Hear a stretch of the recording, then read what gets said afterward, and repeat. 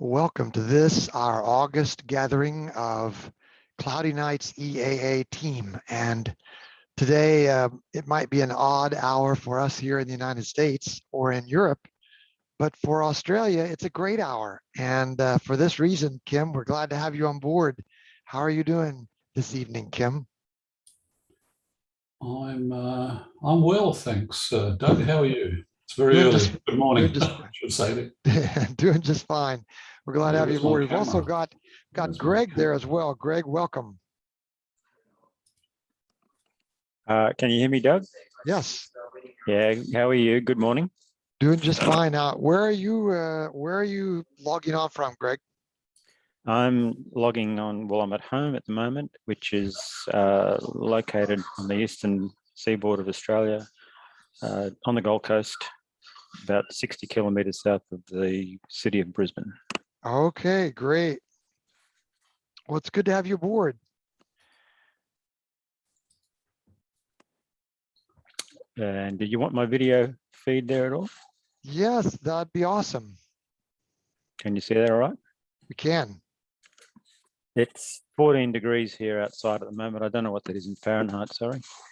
Wow, that's all right. Which is cool enough to wear a jacket Yes. and a hat to keep me warm. Right. At the moment, I'm inside, and the telescope is outside in a cover. Just so you know, I'm on the third floor balcony of an apartment, which is the top floor, and I've got a large balcony up there, and the telescope lives out there, and I've just completed a bar table big enough to hide it. Nice. And so the Runaway Bay Observatory is the combination of my telescope sitting outside plus the bar you can see behind me, because that's where I do all my supernova searching from and other work. That's great. And so now I've actually got a sky bar covering my telescope outside. That's awesome. Greg, do you have a Cloudy Nights avatar by chance? Are you on Cloudy Nights? I've got membership of Cloudy Nights. Do you remember your username by chance? I was just going to jot it down. It's Greg Bock. Very simple. Great. Let me just check that. That's no problem. Yeah, Greg Bock. That's my name there. Cloudy Nights. You know me. Super. Nick, welcome. I'm going to take a crack at your, if you don't mind, your last name, Hristoglu.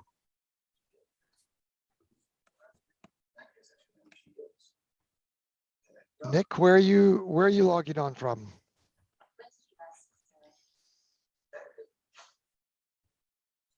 Maybe Nick's having audio trouble so far. Kim, how about you? I noticed that you haven't opened a video yet. Are you? Yeah, I seem to have a problem with my video at the moment, okay. My camera. So I'll keep working on that. I might actually leave and come back in. Sure, no problem. Feel free to do that by all means. Greg, so is this, are you like right in Brisbane?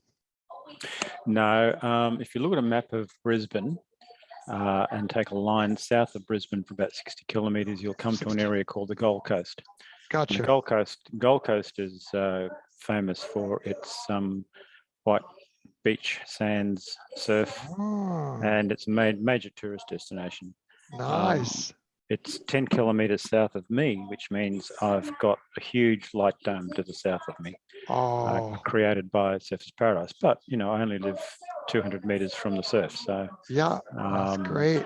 It actually turns out, Doug, that because I'm so close to the Pacific Ocean, this time of night in particular, I get these nice, clean laminar airflows off the water, and the scene conditions here are just sensational on a good night.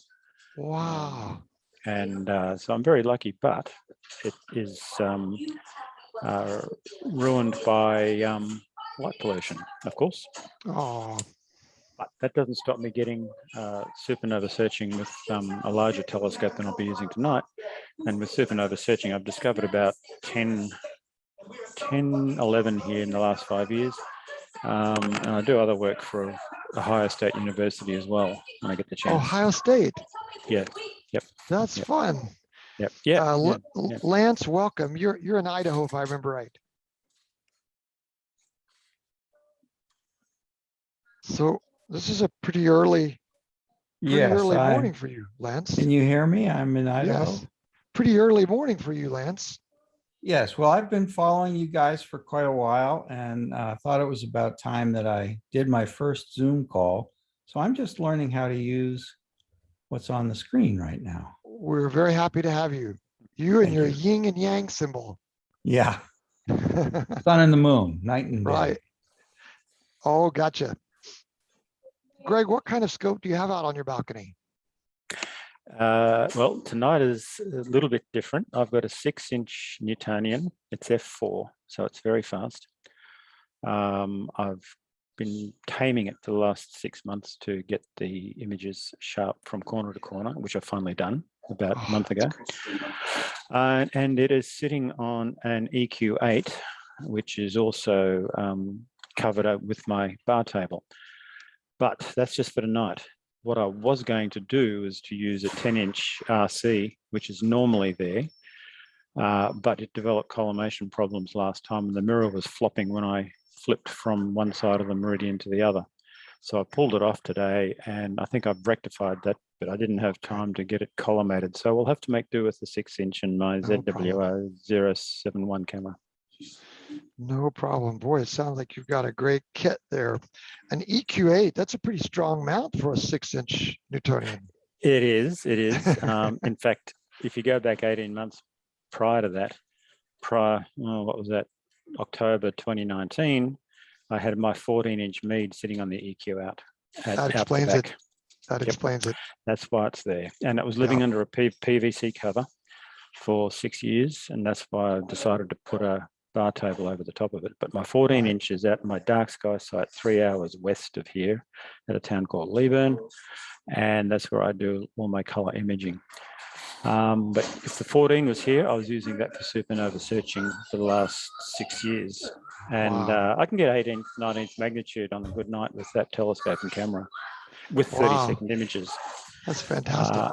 And the work I do with Ohio State University is the Assassin team, where I do follow-up work for them. And that 14-inch is perfect for that sort of work. Gotcha. Wow, that's interesting that you're linked up with Ohio State all the way down there 60 miles south of Brisbane. Yes. They're a great bunch to work with. That's fun. They're very organized, very generous, and when I do confirmations, they always make sure my name is on the astronomer's telegram. And if those discoveries then go into science papers, I'm always considered as one of the authors. So, yep, they're very generous. That's awesome. Yeah, that's really cool. Yep. Lance, you said you were in Idaho, but I don't have any notes about what your telescope is. What kind of gear do you have, Lance? I have a 10-inch Meade SCT. Just started trying to put things together. Ran across you and my searches on cloudy nights for how to identify and pick up equipment. Wow. And so I'm really just at the very beginning stages and looking to listen to what other people who've been doing this for a long time have to say and how they do things. 10-inch Meade, that's a wonderful telescope. Yeah, it's a little large. I get a very small field of view. I'm currently using a DSLR with it and just trying to figure out the basics. And then I'll eventually pick up a good camera. Wow, sounds like really a nice bunch of gear. Are you right in Pocatello, or where are you? Right in that area. Yesterday at about 3 o'clock in the afternoon, I could look up and look directly at the sun. It was a very dark orange disk. So much smoke in the sky for the last over a month that we just have nothing. I went out this evening to see what was in the sky. I could see a half a dozen stars. That was it. That's so sad. It's just been terrible. I think Jeff mentioned that the other day. Of course, we are. Our hearts go out to the people who've suffered by loss of, lots of property, and heaven forbid any kind of lives, but to have so many people inconvenienced like you is just insult to injury. But may all those fires stop so that people stop losing their homes. That's the thing, huh? Yeah. Well, I guess, Kim, we'll come back to you. You got your video working, it looks like. I have my video working, which is great. Had to restart, but anyhow, we're good now. Good. Yeah, as you know, I'm based down in South Australia, in Adelaide. And unfortunately tonight we have total cloud cover. Oh, that's a shame. It is winter here. We've had maybe 2 clear nights in the last maybe 6 weeks. And tonight's not one of them, unfortunately. That's so sad. Although it looked promising for a few minutes this afternoon, but no, this evening rather, just before it got dark. But it's completely clouded over. Wow. It was clear in the northwest for a while, but I was really hoping to show something in the south, but that ain't going to happen tonight. Right. Apologies, we can't do much about that, but yeah. For the sake of my bad memory and I'm doing better notes here this time, but remind us, Kim, what kind of scope you use when you have a sky. So I've got an 80 millimeter refractor, a William Optics refractor. It's f6.9, but with a 0.8 focal reducer and flattener, it comes to 5.5.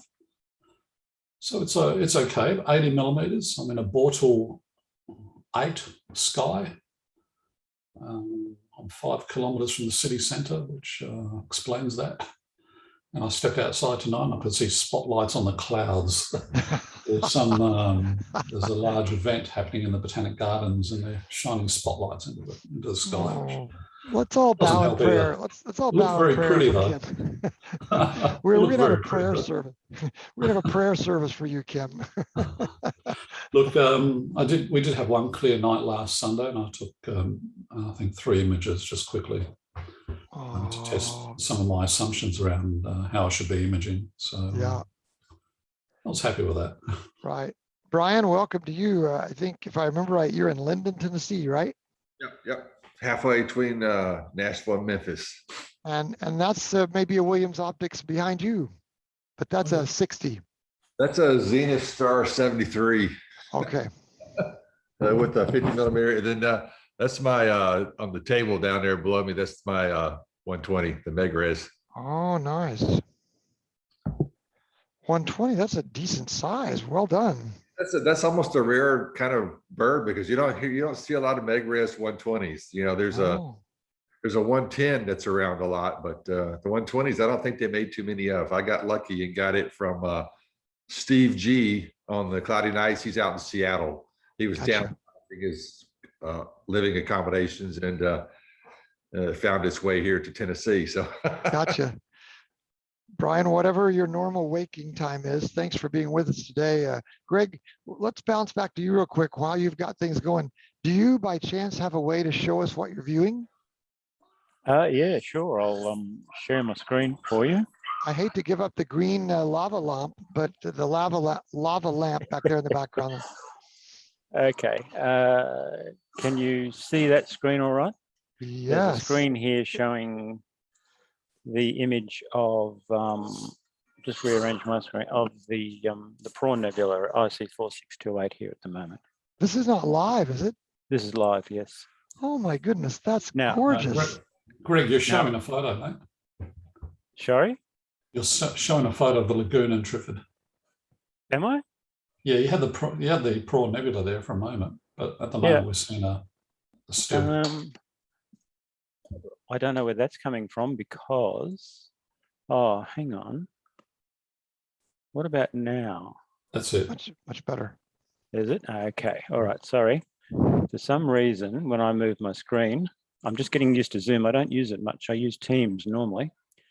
Okay. So you should be able to see here the ASI software showing you an image of the Prawn Nebula. Is that correct? Is that what you can see? It is. That's it. Okay, great. Okay, so I don't know how much people know about this software, but basically it's got my 071, ASI 071 connected at the moment. Gains on high, it's spinning 1 by 1. It's a color camera.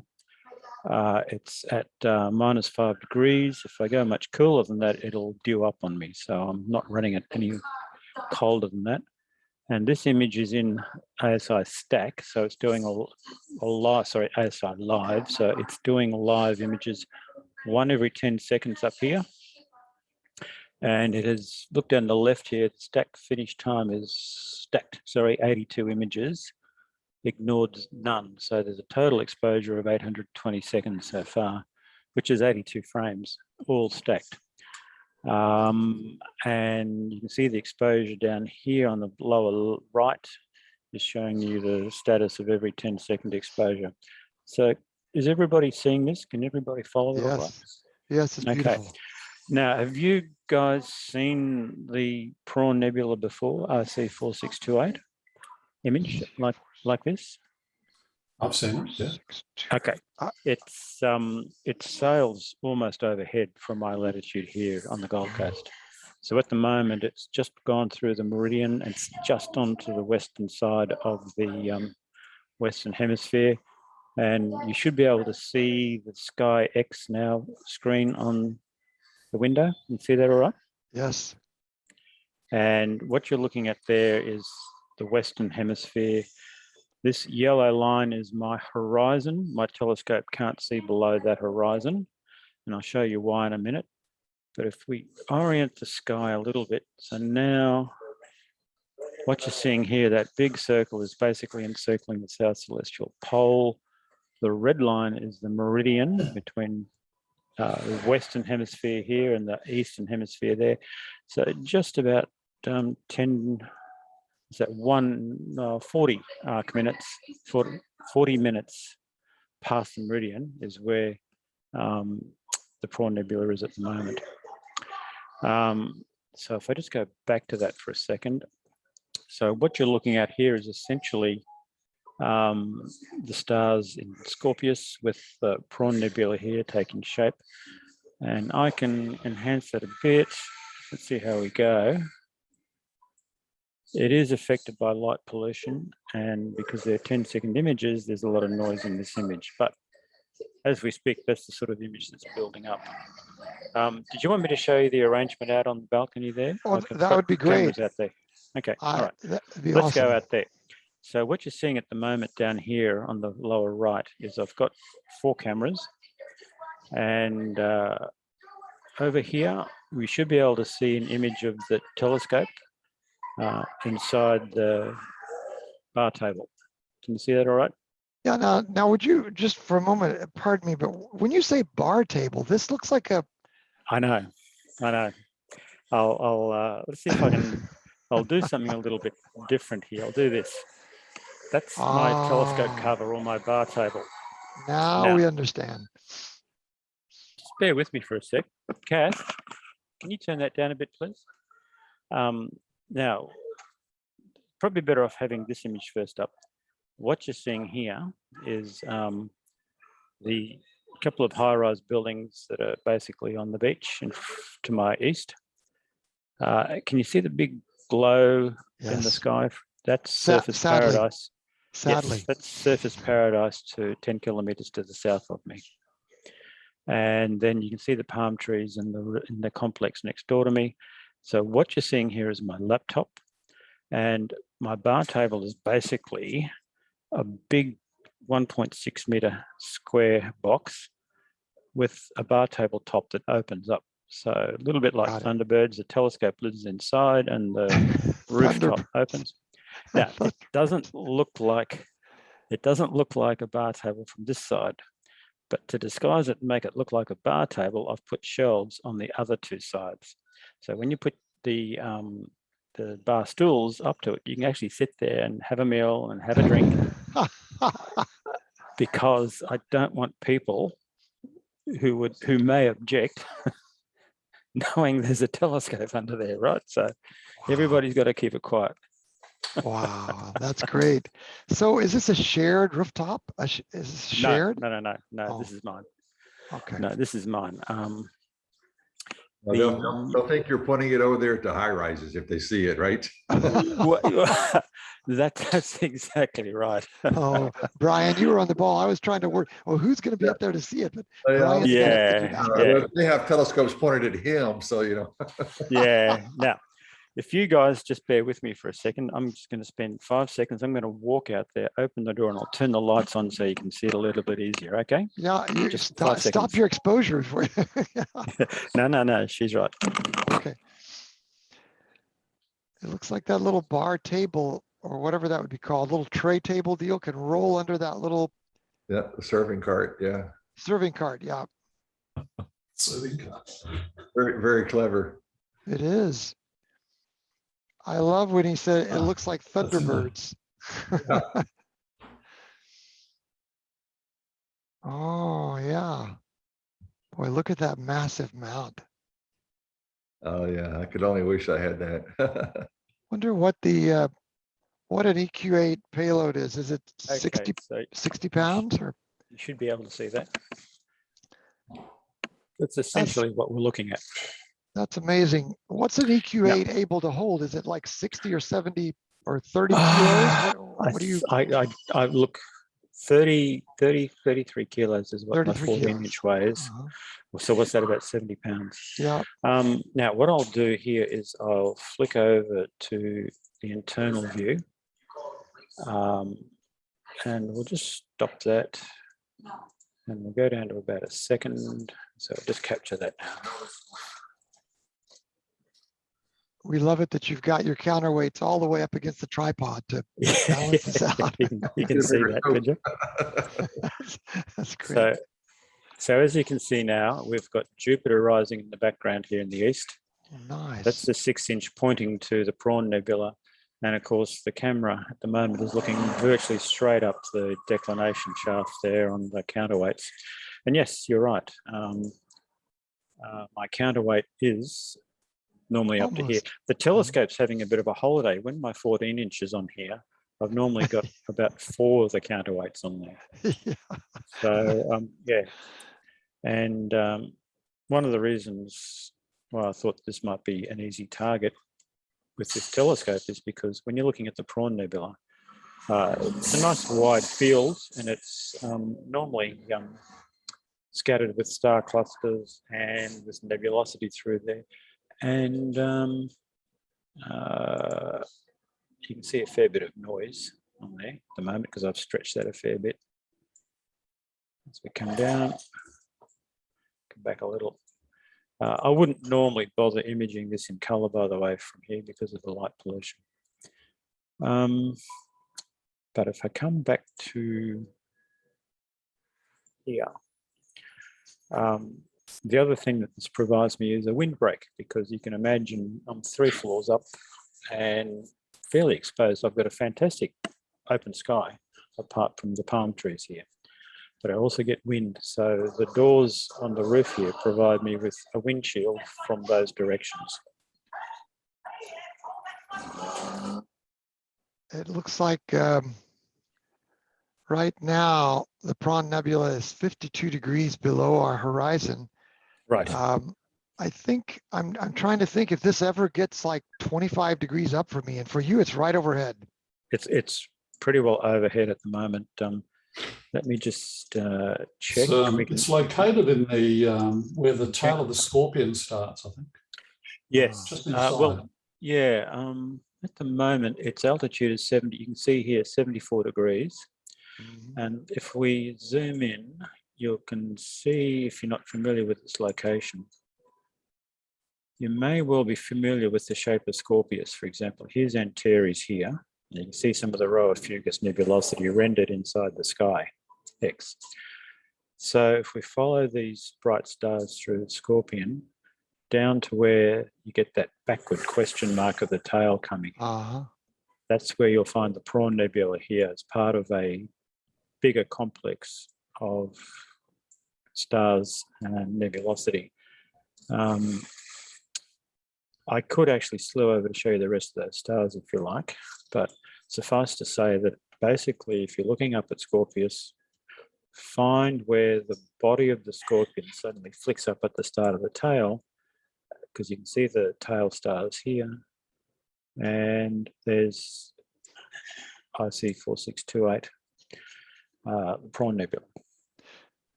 We're admiring the sky. You know, I mean, I've never used the sky before, I don't think, but we sure hear a lot about it. How much okay. how much All it right. can control, but you're not really using it for very much beyond just the planetarium feature right now, are you? Correct. Now that's when I'm using this telescope. I see. For example, in the find menu here at the moment, that's where basically we have all the information about our objects in the sky, virtual sky, which is this panel here, you can see. Recently, I've been using it to control my cameras. I've got a couple of other cameras and I use it to control my ATIC camera, for example. So from here, I can take photos, I can focus, I can take a series of or sequence of photos using the take series functions. The really nice thing about the sky is that if you've got the camera taking an image and you want to be able to plate solve that, you can do all the plate solving inside at the same time. I can demonstrate that if you like. Sure. Will it be a hassle to change over from the ASI? No, not at all. I did break it last night when I was using the ASI and then I connected into the sky. But it might be worth it to give this a go. We've been imaging this now for 1,300 seconds. I can demonstrate how we can disconnect from the live view, connect in to take a normal 10 to 30 second image and then plate solve that inside the sky if you like. If you don't mind, just before you do that, one of our guys last month was talking about the fact that there was no slider for so you've got the blacks and you've got the mids, is it, or the blacks and the whites, but you don't have the mids on ASI That's Live. Right. That's right. That's correct. Yep. For those of us who use SharpCap, the mids are so important. So how do you feel like that impacts you, just having the two sliders? We've got there you go. These controls down here. There you go. So that's basically another way to do the same thing. That's adjusting your contrast. Now, which sliders we're adjusting here, Doug, I'm not too sure, but I'm quite happy to go and start up SharpCap if you like too. And we can do the same thing. No, that's okay. We were looking at ASI Live and some of us were kind of, liking the idea of what you could do, but we were sort of torn because we lose that mid slider. Yeah, Doug, on the ASI Air, the software, the app does not have a mid-level adjustment. It's got just the dark and the white, black and the white, and that's where it's missing. Yeah. On this software, you can accommodate it to a certain extent, I think, here. But on the ASI Air app, it's missing there for sure. I see. So ASI I wish they can put it in because it is a bigger mission. ASI Live is different than ASI Air, I'm gathering. Yeah, that's right. Correct. Yes. ASI, I'll show you here. This is the ASI Studio, and that incorporates planetary imaging, deep sky imaging, or live stacking, which is what I'm using at the moment. Fitzviewer and deep sky stacking. That's just a bit of software, whereas the ASI Air is basically a Raspberry Pi with ASI software on it, and you buy the whole thing. And that Raspberry Pi has, it's basically a small PC. It's got USB inputs. That's right. Wi-Fi, network control. I've got one on this 6-inch, but I'm not using it tonight because I wanted to demonstrate all this through the laptop. So ASI Air is kind of a proprietary version of really these studio features. I think it's just these studio features encapsulated in a piece of hardware called ASI Air. Yeah. Got it. Yeah. Yep. Okay. So now you were sorry, I just had to ask that because I knew it came up last time, but. Right. Okay. Yes, I've been imaging through telescopes with digital cameras since 1999. Wow. And my first cameras were SBIG, Santa Barbara Instrument Group cameras. So I've used probably 6 different types now, but I've got to say the ZWO ASI Air range, probably the best thought out, best money for value that is on the market. That's And great. that's why I'm virtually a ZWO imager only now, apart from my ATIC camera. So yeah, so I don't have that middle slider, but I can do lots of changes to this just the same. Got it. So you were going to go to something else for a moment, and I interrupted you. Yes, if you like, I can actually stop this and we'll disconnect from the live software. Close that. Now what we'll do is we'll now go into deep sky imaging instead. There's my ASI camera, connect onto that. Turn on my anti-dew heater and my cooler again. And then we'll take a series of 10-second images. Now, Yes. so this is your traditional deep sky imaging approach. Just wait for that exposure to finish. The reason I'm showing you this is how you can use the SkyX to control it. So there's our first image of 10 seconds. And I can fiddle with the black and the white sliders here.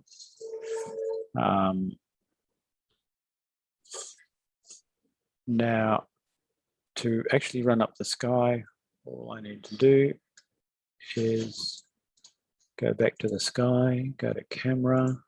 I got to say, the sky interface looks very beautiful. It looks so organized. It is. It is very nice.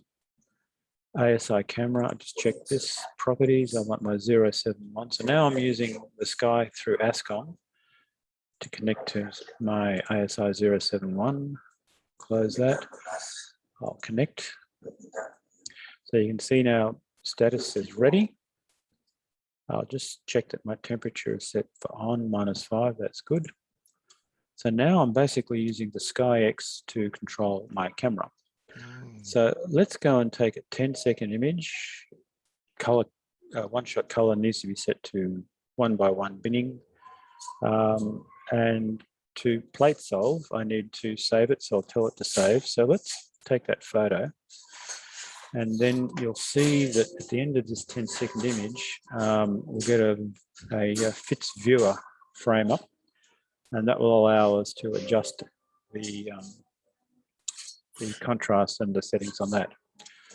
Okay, so there's my 10-second image. It's in black and white, it's not in color. That's okay for the moment because what I want to show you is how you can plate solve. So at that point, what we'll do is we'll just make that a bit bigger. I will pull up my histogram and now I can adjust my settings here. And I'm not getting anything really nice at the moment because it's only a 10-second image. But what I wanted to show you is now the really nice thing about this is I want to find out where I'm pointing. I want to refine the pointing here. So I right click, go to image link, and I have to now tell it that I think my arc seconds per pixel is about 0.7. So now I say start image linking. It's found the stars.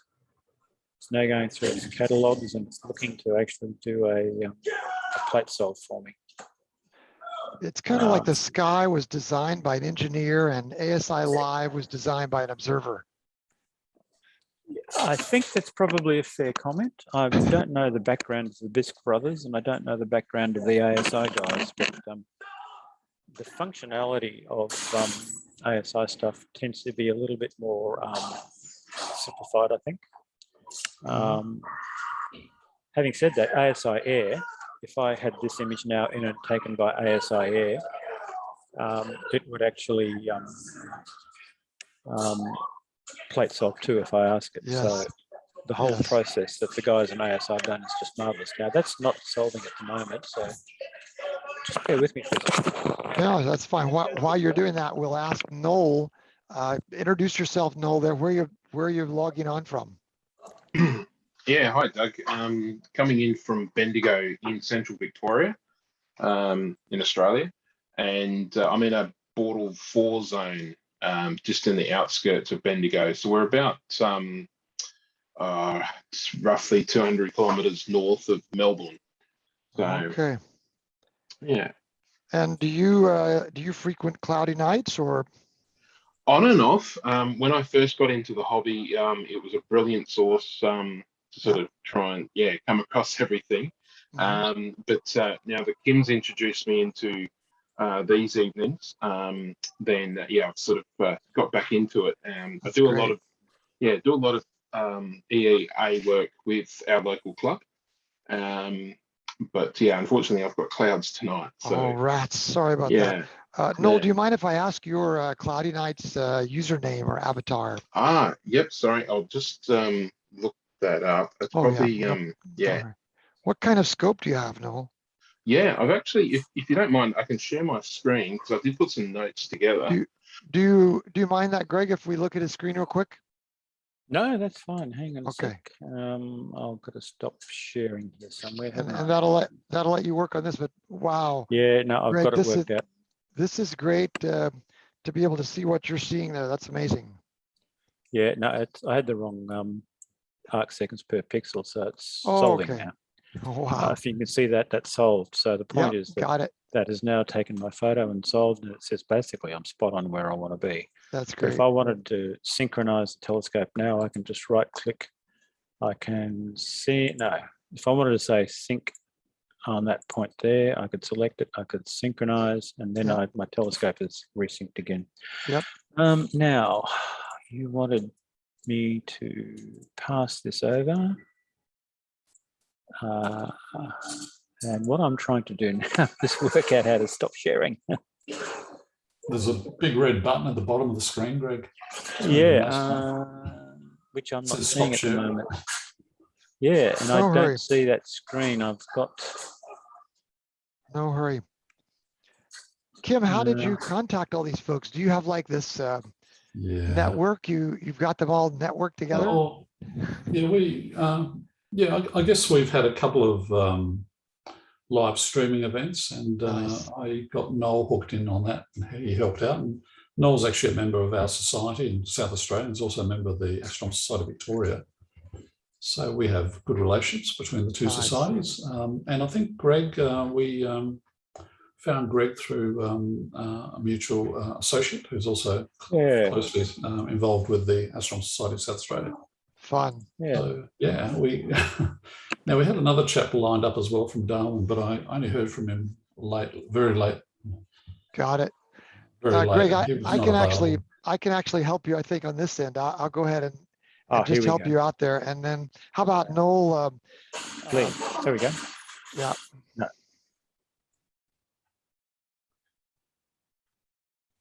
Oh, did we lose? There we go. Okay, I'm just sharing. I hope I didn't hurt Greg's feelings. It seems like he just exited stage left there. So. Oh, yeah. Thanks, Noel. Oh, you're back now. Alrighty, so hopefully you can see the PowerPoint slide up on screen. I've got the right screen shared. Glad you're back, Greg. Short drive. Yes, we can see that. We can see that, Noel. Excellent. Okay, so that'll give you an idea of where I am. So just in here. Now the gear that I use, I've got a couple of different scopes, but tonight I would have been using my 8-inch Newtonian. So I've got that on a pier in my backyard. Nice. And close-up details on that. So the Skywatcher mount. I don't know if you have the Saxon brand in the US, but it's a center-made product. It's the same as Skywatcher. Okay.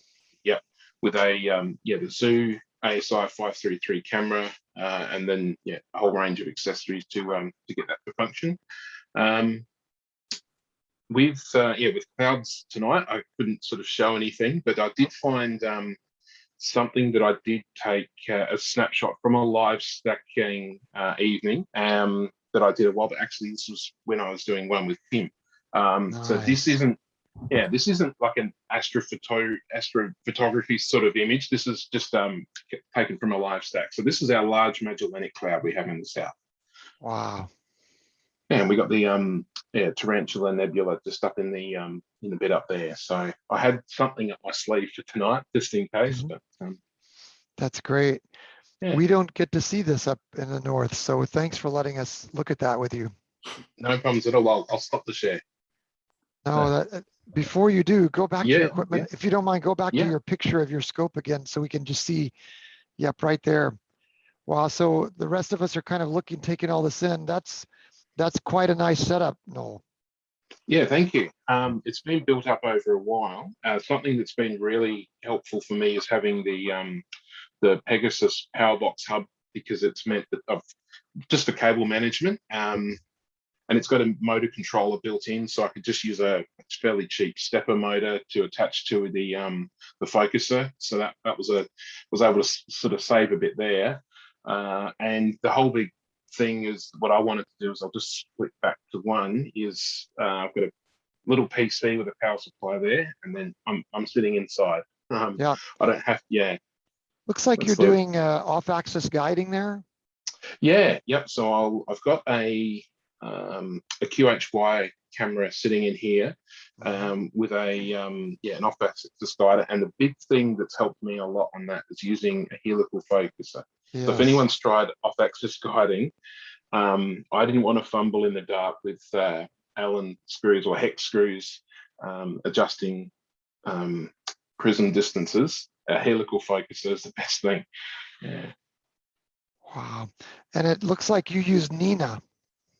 Yeah, I've been getting. I first got into the hobby using the Indy and K-Stars and ECOS suite, but then wanting to do live stacking, I switched to a Windows platform, and I found Nina. And I'm sure you guys have talked about Quiv the Lazy Geek, some of the tutorials that he does. Yeah, he's a lot of great tutorials, and it's really good platform to use. So yeah, I just laughed the other night, probably Wednesday night, I forget. I realized I think I've watched his Nina video about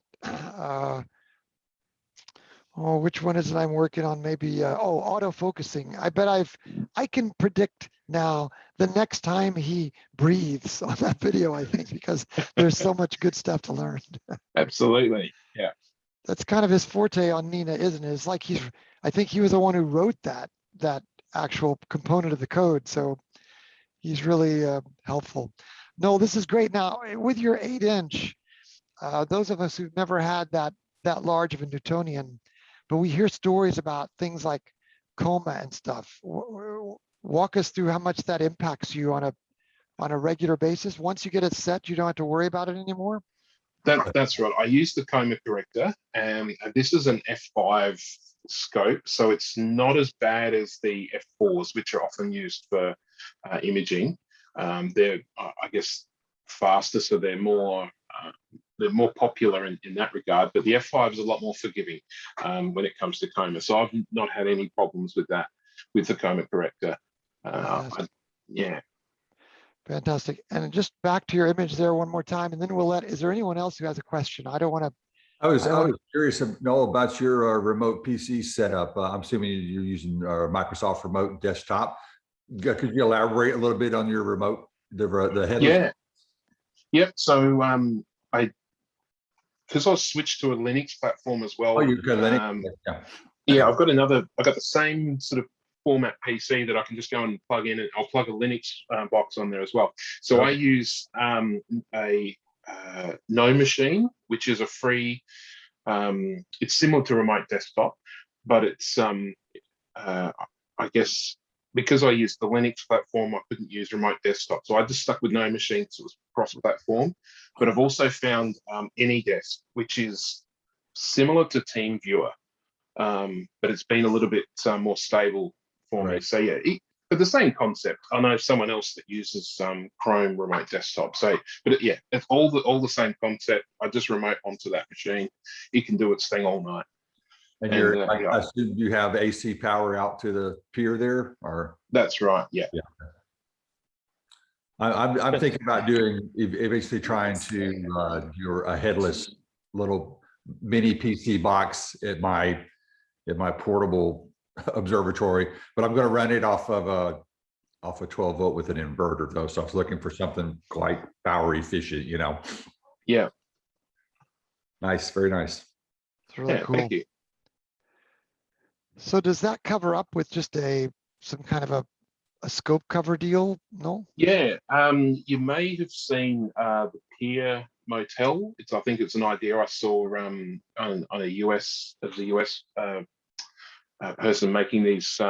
It's like a foam coat, a foil lined polystyrene or expanded foam board, and so I have basically a hutch which sits over it. So the scope will come off, the counterweights come off. So I'm just left with the mount. You can just see the base platform of a table there. I have, like a little house that sits over the top of it to keep the elements out. Yeah, and it's very insulated. It probably takes you 15 minutes to set up. Exactly. Yeah. If the cloud's cleared, I'd be up and running in 15 minutes. Yeah. Gotcha. Your cable management looks really good there, Noel. We've got to congratulate you. That looks beautiful. Yeah, thank you. It's took a bit of process, but I quite like using these carabiner clips. So I've got those secured at points, but the cable can run freely through them. So yeah, that was a good find. That is a good find. Well done. Thanks, everyone. You haven't had any trouble with your ratcheting, what is that, the altitude adjustment? You haven't had any trouble with that? Because I'm on the pier, I rarely adjust it. So yeah, I have heard of people that have had a lot of problem with it, and they've just simply replaced that bolt with a bolt that's got a large sort of plastic sort of tap on it at the end. Okay. Yeah, but because it's fairly well permanently mounted, I rarely have to adjust it. Yeah.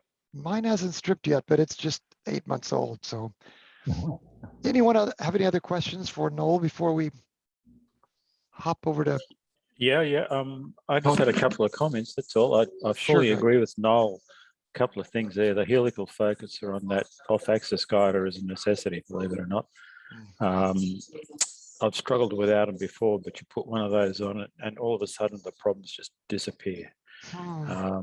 Absolutely essential. And the other comment there about cable management, having everything on the telescope is something I started doing 12 months ago. And it's made such a huge difference to the way everything gets organized now. Yeah. So those clips you've got there, Noel, great idea. Yeah. Much simpler. Yep, much simpler. But having it all on board is just so much easier these days than the traditional method of having it off on a laptop somewhere else and dragging everything down there with it.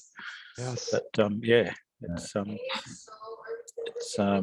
very simple, but comparison to what it was even 2 years ago.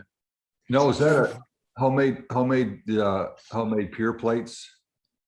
Your plates?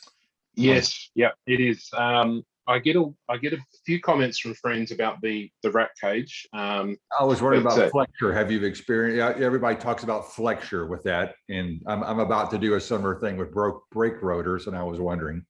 Yeah, I've seen a technique where if you in hindsight, what I would have done would be cut a hole. I'll just blow this up a bit. Cut a hole. I don't know if you can see my mouse cursor. Yes. Where this lens cap setting is, I'd cut a hole in that.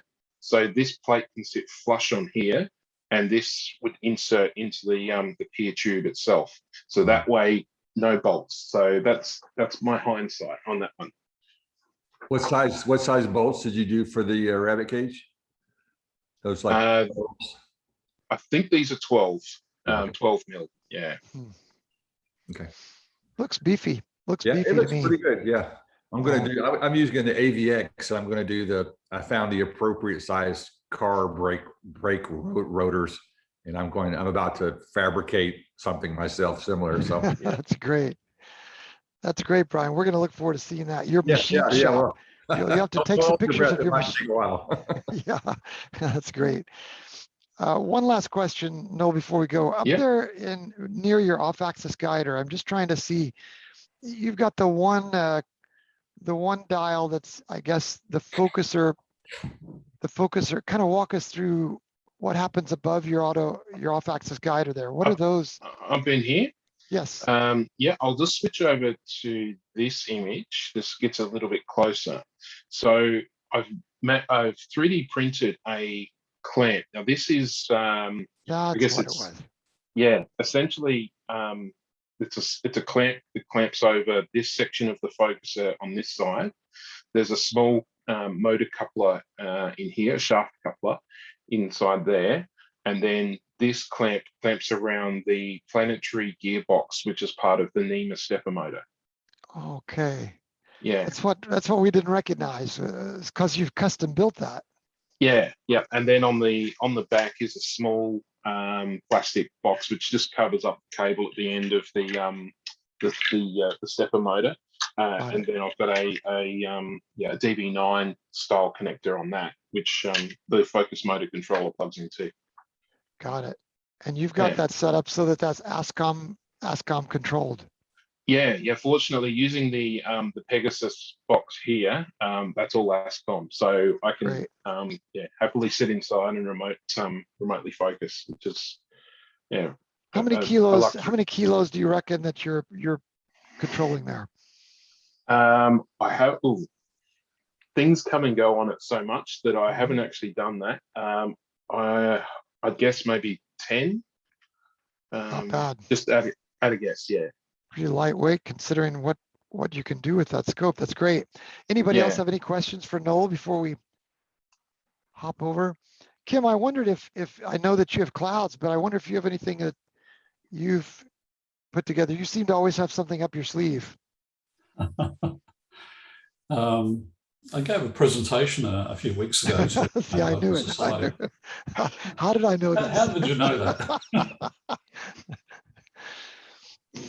I can share that, a little bit of that for you. I won't go through the whole thing. Please. I'm going to eat my yogurt while you speak. All right, let's do that. I'm going to grab more coffee, so I'll be right back. Let me put some of this up. Okay, so I don't know if this will work. Yeah, okay. So you see that okay? Maybe. I'm not going to go through the whole thing, but I gave a talk on EAA using the ASIO Pro and described what it was, gave a basic definition, near real-time observation, and I can't see my screen because I've got you folk there. I'll move them across. Okay. Yeah, so enhanced using software automation and fast sensitive sensors. So the key points are near real-time. Enhanced means now. I'm prepared to trade lots of things for getting images now. Enhancement generally means much better than your eyes. So, and image quality is often traded for timeliness. That's my observation in terms of what it's all about. But there's more than that. And I need to click back on here. Okay, so it also, to me, it means there's a lot of automation in terms of polar alignment, accurate focusing, slewing, plate solving, multi-star guiding, meridian flips, registration of images, seeking live stack, and remote control and access from far away. So to me, it also makes astronomy a lot more enjoyable and much less, with a lot less frustration. And it's not just about the final image, but it's also the ease of use is a major factor, I think, in EAA. So, so the question people ask is it observing or is it astrophotography? It's actually in between, and it's both. So I had a couple of examples. Someone who'd hand drawn the Helix Nebula through a 20-inch dot. I had a photo taken by someone with 7 hours of 2-minute exposures with an 8-inch f2 raster. Doug, I think you've got an 8-inch raster from memory. And something I did, which was just a whole bunch of 10-second exposures. And it's just the convenience factor of getting something sooner that you can share with people. And yeah, so for me, it's about that astronomy experience and versus eyepieces. You can look deeper, you can see stuff in color, You can work through light pollution. It's just another form of noise. People who you can empower people with disabilities or through aging or other issues to access the images, and you can actually observe lots of objects in a single night. So this to me opens up all sorts of possibilities, new sharing experiences, and we've had our online star parties. We've got a winter star party coming up next week. I was actually out there today helping ready the site.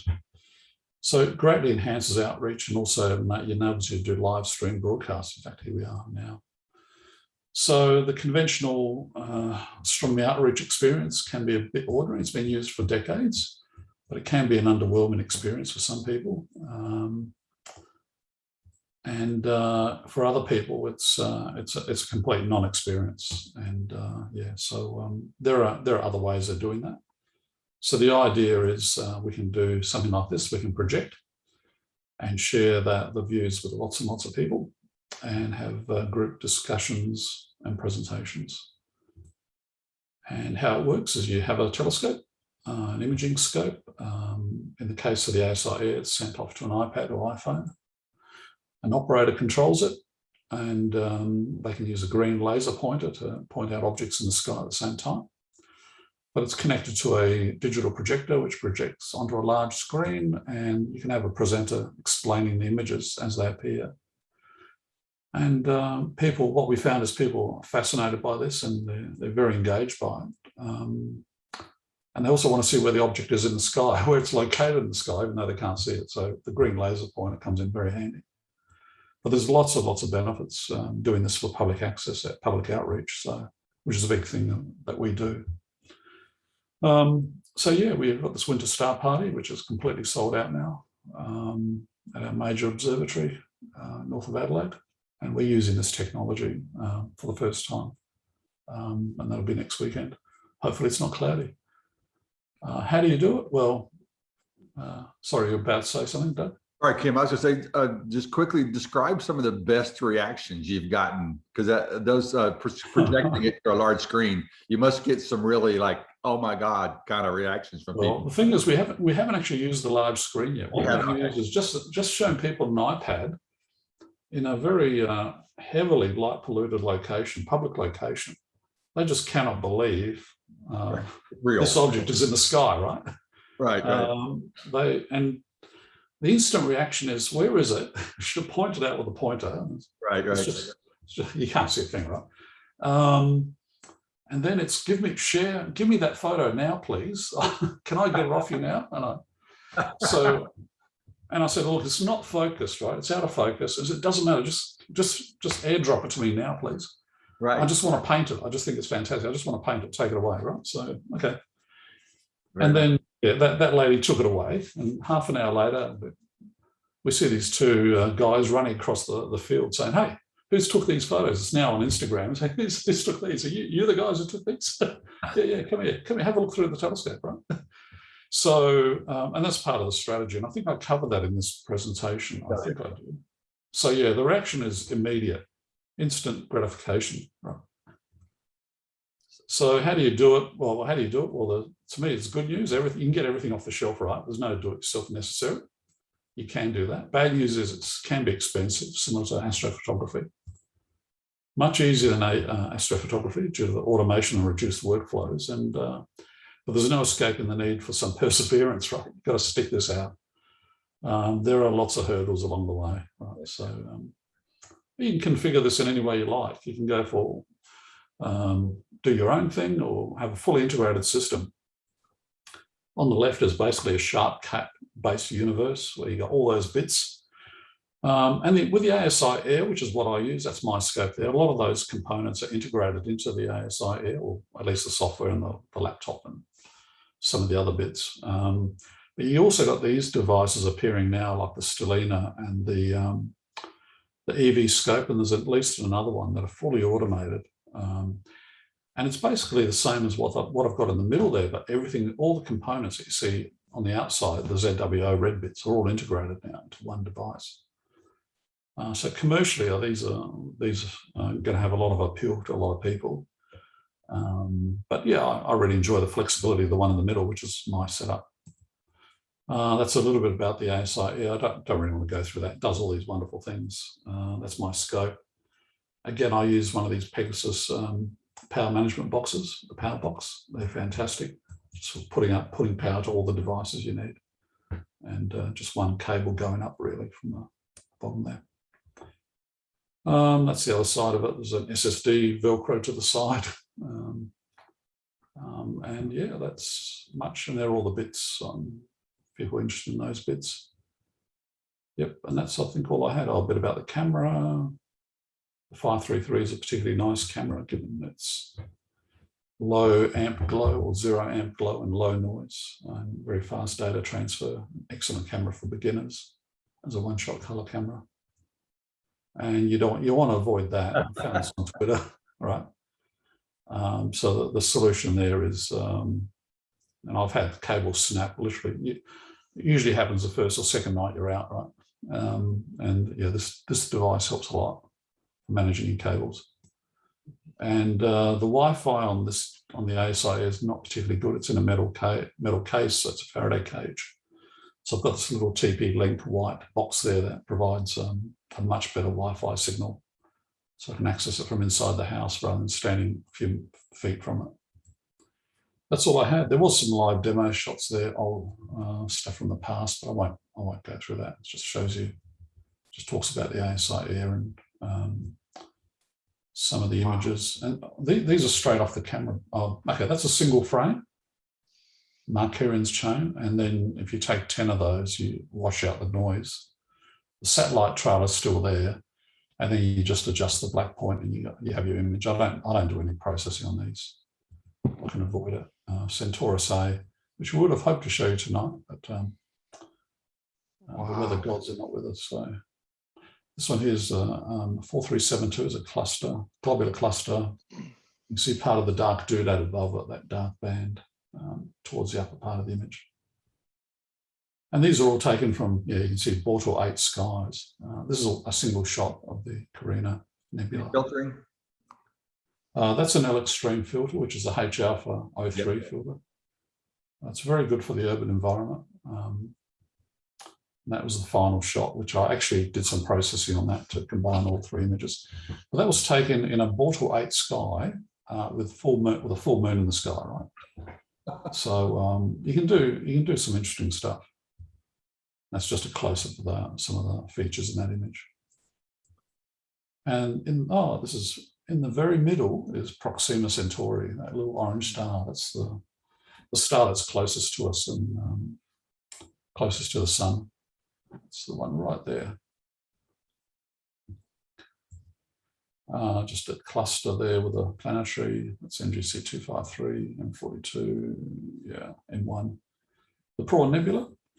That was a test shot. I don't have the data on that, Greg, but I tend to expose longer and higher gains and then stack those to wash out the noise. And that was another one. So I took this one from a dark sky site and the colors are exaggerated here. Wow. It's the running chicken. All these with the 80mm? Yeah. Very nice. And if you zoom in, you can see the Bok globules there quite nicely. And that's it. That's all I already had. Very nice. There was a slide. That's a great presentation, Kim. Yeah. Yeah, very good, Kim. Thank you. Yeah, but one thing I wanted to say to Greg and also to you, Doug, I noticed the other night, so as I said a moment ago, I tend to expose longer than 10 seconds. And because it's not actually on the ASI Air, it's an averaging process at the end of the day. It's not a cumulative process. Yes. So if you take, 10 1-minute exposures, it's not the same as a 10-minute exposure, right? No. What I tend to do is crank the gain right up. And I then take a couple of test exposures, 30 seconds, maybe 60 seconds, maybe longer, and then see if the image is about the right sort of, there's enough signal in there to make it a nice image. So I don't have to do any further processing. Then I just run a live stack. And that way I know I've got enough signal there in the back, and the noise will gradually reduce. Yes. So it's an averaging process at the end of the day, not a cumulative process. So I'm doing that exactly now, Kim. Good. I've been on Excellent. 60 seconds for the last 14 this on the prawn. on the prawn. Yeah. Okay, well, that'd be And, interesting to see. you can Because see you were doing the- 10 seconds earlier, right? Yes, I was just doing that Okay. so that people could see it actually changing if they wanted to. Okay, I'll quieten up and hand over back to Doug and you guys. Yeah, That's so I can great. flick back onto mine. You can actually see a difference here with 60-second images instead of 10-second images. Please. That was very helpful, Kim. That is true. I do tend to think of it as a cumulative, and I think that is a helpful way to think of it as averaging instead. Thanks for clarifying that. So can you guys see the Prawn Nebula now Yes. on my screen? Yes. So these are 60-second images, and the key here is that for 60 seconds, your mount needs to be giving you round stars, and mine is, thankfully. So each 60-second image is giving me round stars. So full screen, you can see that. You can see a bit of vignetting around the side, which I could correct with the flat if I wanted to. But the difference between this and the 10-second images is just to look at the moment, you can see it's cleaner, which is what Kim was talking about. It's an averaging process, and that average is building up the signal and taking away the noise in the process. So you can actually see that happening at the moment. The other thing I was going to demonstrate here is, let's go into a one-on-one. So that should be the stacked images, and we can turn that off and just show a single. So they're the single frame images at 60 seconds. Oh, yeah. Wow. And now you can see that effect of averaging taking place there. Wow. Single image, stacked image. Quite dramatic. Dramatic, isn't it? Yes, Yeah. it is. Quite dramatic. That's Okay. a great demo. Yeah, I thought that was worthwhile putting up there, Kim. If you've never seen that before, you suddenly go, oh, I don't believe that. Yeah. The other thing I was going to say about when Kim was talking about the ZWO ASI Air, I've got the two. I've got the Air and I've got the ASI Air Pro, and they both do pretty much the same thing. And I can't recommend them enough. They make life so much easier compared to what it used to be. Just so the guys that did this did it just so well. It's unbelievable. Beautiful I images. can't believe how well they did it, to be honest. It's beautiful images. You know, Greg, you've been doing this a while. You said you started in 1999, so some of this is just now muscle memory for you. What Yes. about you must be doing some guiding there. No, this is unguided. Wow. This is 60-second unguided. Now, the key to that is that, can you see my telescope in its shed there? Uh-huh. That EQ8, I adjusted that so that it's pretty well on the pole about a week ago. And I can get away with 60-second unguided at a focal length of 600 millimeters at the moment. Even with my 10-inch on there imaging at 1400, I'm still getting round stars in a minute. So it's doing pretty well. But with this, I'm not bothering to guide. I'm just imaging on the fly, so to speak. No guiding. I could guide if I wanted to, but I'm not tonight. Talk about going back a bit. This will make you laugh. Kim was talking about electronic-assisted outreach. Well, this was me back in 1995. This is my mate Peter Marples. And this is the mall in Surfers Paradise. Every tourist who goes to Surfers Paradise goes through the mall. And we're right opposite the surf. And I was doing the John Dobson thing back in 1995, where we were doing outreach. And Peter and I had yet a 14-inch telescope. I had a 12, and we were doing exactly what Kim is talking about now, only pre-digital, where we would actually have people looking through eyepieces and they couldn't believe what they were looking at. But we would typically do $200, $300 a night, just cash in hand with $2 coins. And I remember Peter tried a spacesuit one night. He took twice as much money as I did. So it just proved to me the power of marketing. That's funny. That was 25 years ago. I thought maybe That's that was amazing. coronavirus prevention, right? Yeah, that's true. Now, for the benefit of the people who haven't seen this yet, that's why it's a bar Oh table. my goodness, Oh, that's yeah. amazing. Okay. I would never know there's a telescope there. So No. that's the direction you're seeing it at the moment. So you can see the light pollution in the background, and that's what it looks like to anybody who's looking at it without the doors open. And the reason I did that is because the body corporate wouldn't let me keep a sky shed pot here, which I did have years and years ago. If I can just find it, I can The show body you corporate being like the equivalent to your homeowners association. Correct. Yes. What did they have against the dome? What?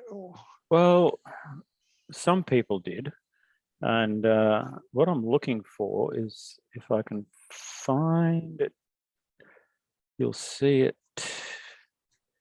Yeah, there we go. Oh. So I built that back in whoops, wrong way. I put this up in 2014. I've got a lot there. You can see how it worked. Yeah. And if we just go back, and that's what it looked like. And they just would not let me keep that there. That's crazy. That looks Yeah. so clean and nice. Yeah. It does. Yeah. You can't drink something off the top of it, but it's still nice. No.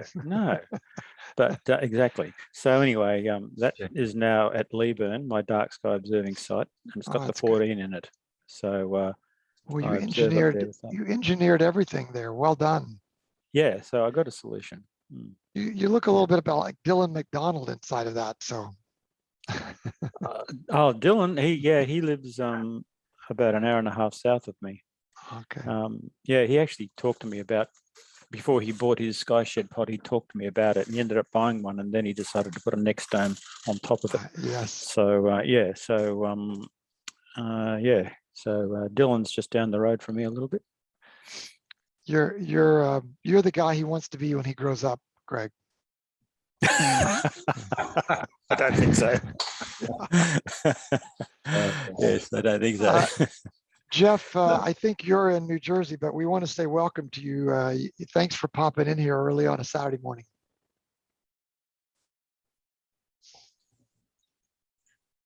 I have too many mouse on my desktop. I'm actually in St. Louis, Missouri. Oh, okay. St. Louis. Yeah, from Fenton. So, yes, we got up a little late. I apologize. But very nice presentations, both of you. I have an ASI Air Pro, and I choose not to. I use it differently. I don't use it to take any pictures with, because I use a sharp cap and a nuke at the mount.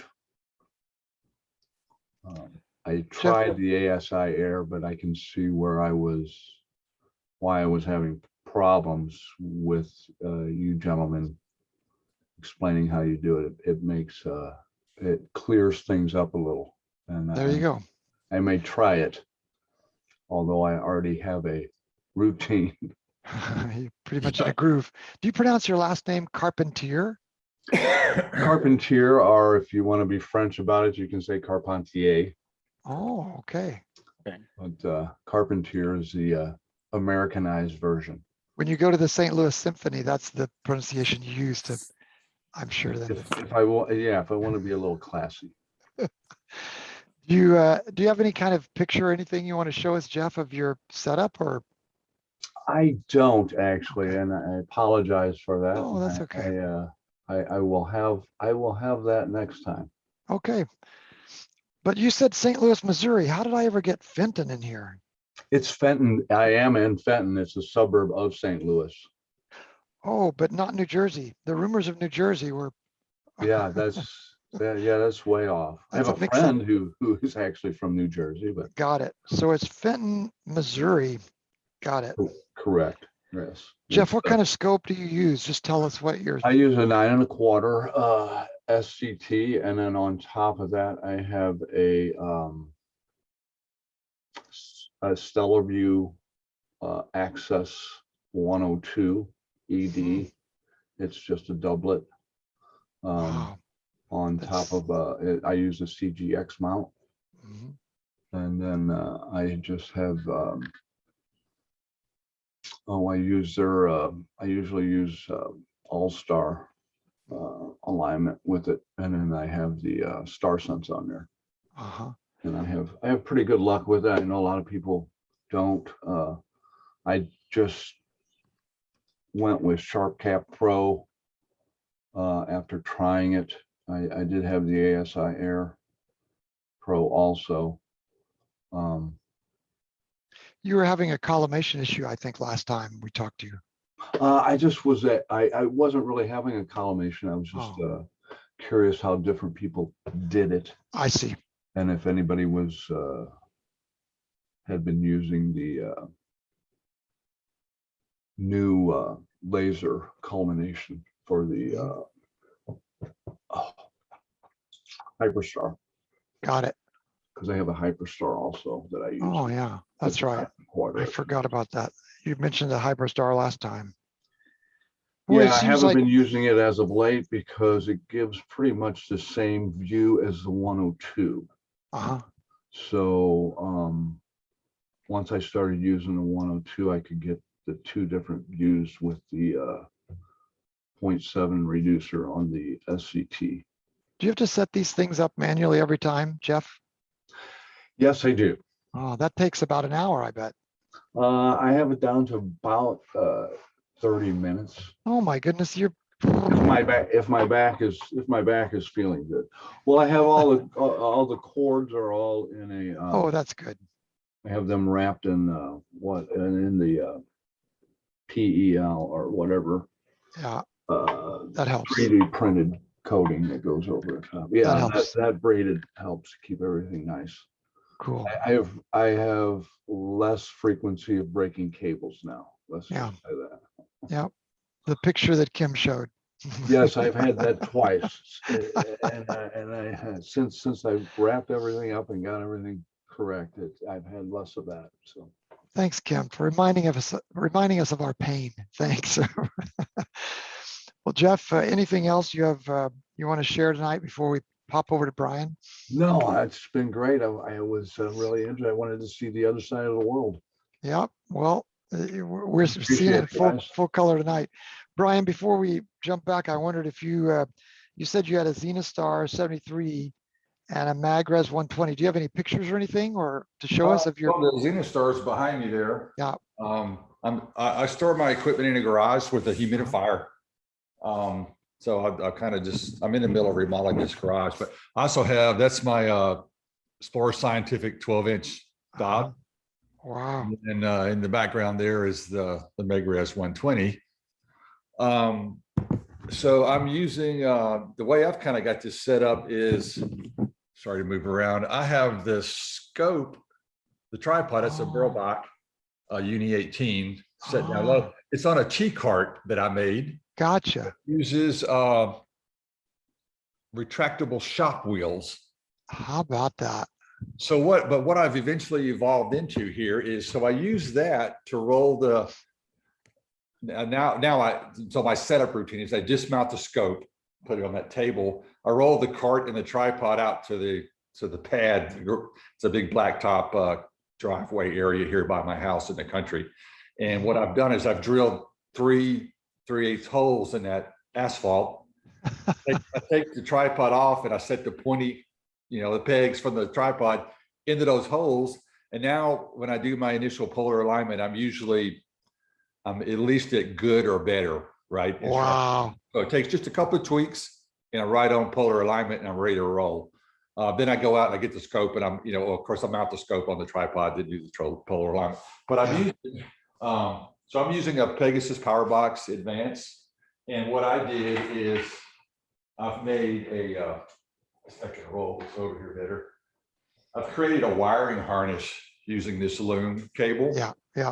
So I have like a wiring harness that has all the USB and my dew strips all together. So when I change scopes, I just use the same harness and maybe a different USB connector depending. And so that's sort of the setup. If we move on, when we move on to the next person, I have a picture of it in the driveway set up. Got it. I'll bring it up as we go along. So you've got your setup time down to 20 minutes, I bet. Yeah, I mean, actually even quicker than that. Yeah. Oh, quicker that's than that. great. Maybe 10, 15 at the most, you know. That's great, Of Brian. course, like you know, I've had the same skies you've had, although Yeah, Wednesday night was beautiful here. it was beautiful. Yeah, I did some good imaging Wednesday night. Mhm. But yeah, it's been so humid here. Mhm. And then the smoke, all the smoke from the wildfires in Canada Oh, has just decided to live down here in the South, you know. wow. So it's been abysmal. So the rare Wow. nights you get an opportunity, I set it up usually before dark, and I sit out there and watch it get dark, you know. I can do remote inside, but when we get a dark sky here, I like to be outside. A lot of times I'll get it going on a particular object. I'll shut the laptop. I have it set for when you close the lid, it keeps running. Oh, And great. I'll sit back in a zero-G chair with some binoculars and just, you know, just cruise the sky for a while. So That's great. because I'm in pretty much Bortle 3. It's about 21.3 on my SQML. Wow. It's pretty dark here. You see the Milky Way, horizon to horizon. So I still do a good bit of visual as well. Wow, that's great, Brian. Yep. Well, you have done well at managing your challenges. Be able to figure out that whole thing to roll it out. I mean, that's really a great solution for you, isn't it? Yeah, I did the same thing with the Dob, with the Explore Scientific. It's in a square box that uses the same casters that you can raise up and down. And so, and you know, those are a hit and miss. I got a good example of it. I made a few tweaks and mods, but mine holds collimation really well. Wow. I use what's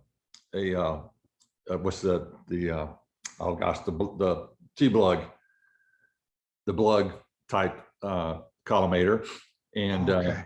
and also a far point auto collimator as well. So I get it tweaked, I get it dialed in real good, and then I roll it out to the driveway and set it down, and I check it again, and it stays well. So I'm all pretty much, and that's an F5, right? 12-inch F5, and I was using a Paracord 2, but my old eyes, I'm 60, I turned 60 Monday.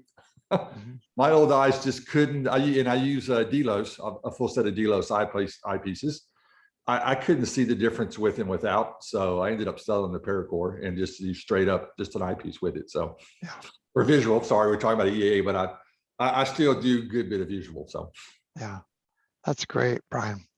Okay, well, if you get a picture, feel free to. I was going to ask Jeff a quick question. So I'm on the AVX right now, and I'm having pretty good luck with it. I got a good example of it.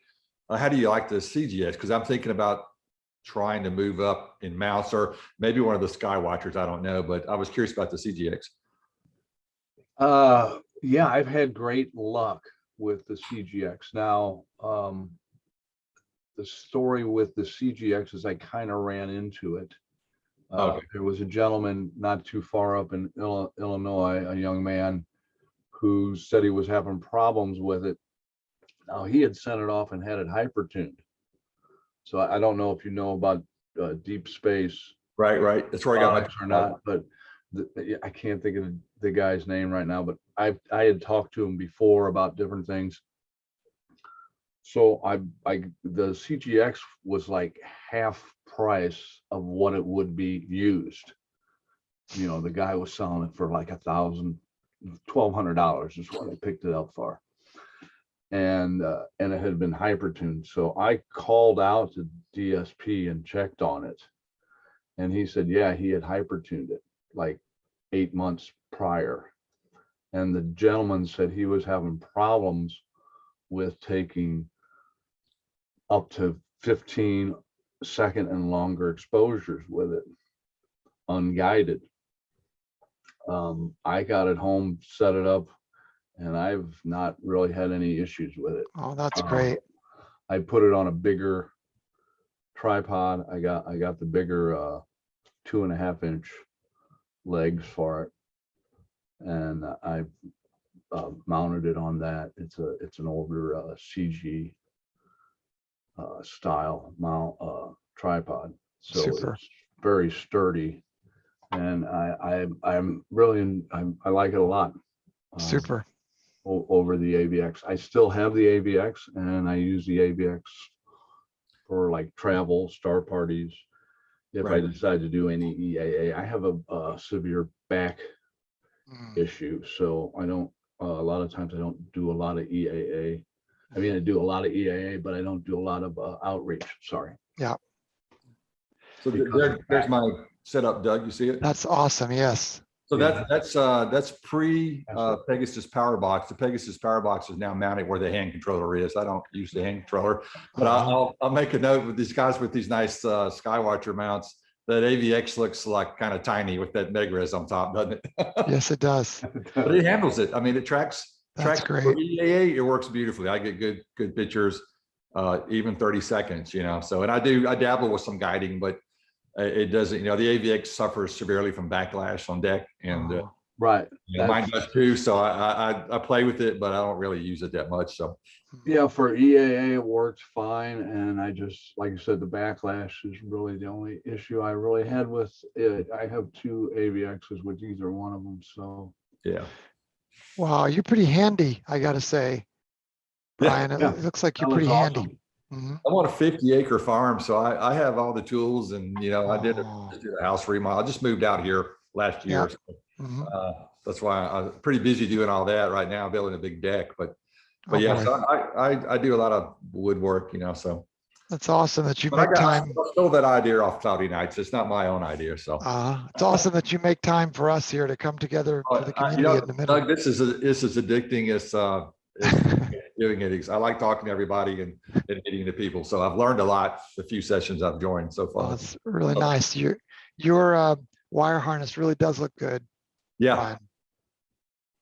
Yep. It's cool. Okay. Well, thanks for sharing that with us. I don't know, Lance, did we pick up every question you were going to ask, or did you have anything else you wanted to share? You and your 10-inch mead were all kind of mouth-watering over how nice that is. Anything else you want to ask or share, Lance? No, as I said at the beginning, I am just starting out, and these events are an eye opener to me and what I can do, but I'm still putting the equipment together. I've got Sharp Cap, I've got a DSLR. I'm trying to make them all work together. And you fellows are a tremendous help in getting me to understand where I need to go. Wow. Well, we all, at one time or another, all of us started. It's just some of us, we can remember it a lot more because it wasn't that long ago. And, Yeah, I'm pretty new. I'm only a yeah. couple months in. So Lance, now, do you have I'm curious if you have some kind of a webcam on your setup, and maybe you just don't want to activate it because you just got up or something, but Yeah, have a I web- do. It's 4 o'clock in the morning, going on 5 now, I guess, 5:30. sure. So I just didn't turn it on. Yeah, no problem. We understand that. I guess let's see.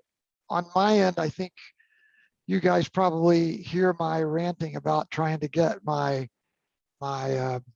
camera adjusted with this RASA. And I know you've heard, perhaps, maybe you haven't, but it has been very demanding for me to try to adjust the RASA to my camera and the camera to the RASA. And I did not realize, I'll grab the camera holder here in case you haven't seen it, but I did not realize how demanding an f2 scope would be until I got into it and started realizing this is, as I've shared with people, it's 1/2 the width of a human hair is the critical focus zone for this. So it's been really hard for me to try to figure out how to line everything up. And maybe part of it's just because I'm so new to the hobby.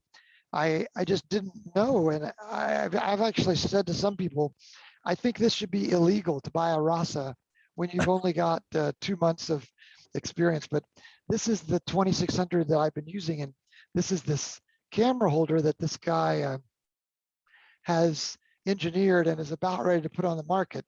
And with the camera holder on, what you do is you just adjust these in and out screws here, and one of them is a push screw and the other is a pull screw. And what this does is it gives you basically the chance to adjust not only the X and the Y and the Z, but obviously it's adjusting the in and out for the camera, so you can find the exact critical focus zone. And I was out there for 4 nights, about 6 hours each night, just learning how to do this thing. And every time I would come back to the guy and say, you know, this is so exacting. And this guy kept telling me, well, it's kind of like learning to play a piano. You know, you got to practice at it. I thought, it took me years to learn to play the piano. I don't want to spend years on this thing, but it's so heavy. I worry about it sometimes with the RASA because it's sitting out there on that glass, you know. Yeah. But it does seem to work now. I don't know whether you've seen a couple of my last videos there, but especially in the last video, it does seem to work. And I tell you what made the difference for me. I don't know what other guys are doing, but getting one of these digital, what do they call them? Vernier caliper, I guess. Is that what you call them? Yeah. And actually starting to measure the height of these screws with this digital. This could have been, for you guys, this is probably old hat, but for me, this was very new. You see the little depth gauge on the end of this caliper, and with that depth gauge, I can now measure reliably how tall those screws are. I was done in an hour. I was, well, I mean, done is never a word we use in this hobby, is it? I was at an acceptable tolerance There you go. within an hour, and I got to sit down and enjoy the hobby again after a month of these technician nights in which I felt like I was an engineer wannabe, except I didn't want to be, you know. And the good news is now in my corners of my images, I no longer have these, you know, manta ray looking things or chevrons or whatever you want to call them, triangles, basically, little shrimp looking things, you know, which were supposed to be stars. And I think for Celestron to sell such a demanding instrument to a newbie, like I say, they should check your ID card to make sure you've been involved in the hobby for at least a year. You know, it's like a driver's permit. I think you should have to have a driver's permit before you buy a RASA, because that tolerance is so demanding. I've got it down now, and I know you're gonna still think I'm horrible but I got it down to 27 degrees of field curvature and 12 degrees of tilt.